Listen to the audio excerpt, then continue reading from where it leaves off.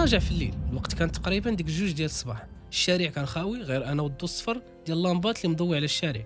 كنت غارق في الافكار ديالي وكنمشي بوحدي، حتى شدني واحد الاحساس اللي غريب، بحال شي واحد كيتفرج فيا من بعيد. هزيت راسي وبعيد شويه قدامي شفتو، كان راجل لابس كوستيم قديم واقف تحت لامبات الشارع، وكان واقف بلا ما يتحرك غير كيتفرج. قلت مع راسي يمكن يكون سكران ولا مجنون. كملت المشي ديالي وانا كنحاول ما نعطيش الاهتمام، ولكن فاش قربت منه وقعت واحد الحاجه اللي ما عمري ما كنت كنتصورها. الراجل بدا كيتحرك ولكن ماشي اي حركه عاديه، بدا كيترنح وكيدور يديه ورجليه بحال شي واحد كيرقص بلا موسيقى. الحركات ديالو ما كانش مفهومه، وكان كيضحك واحد الضحكه اللي كانت كبيره بزاف وعريضه ومرعبه.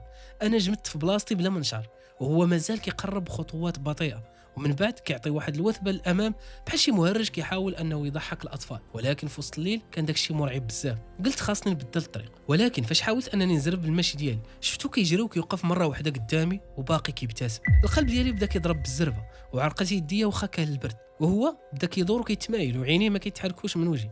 بديت كنجري بكل قوتي وما رجعتش نوقف حتى وصلت قدام الدار.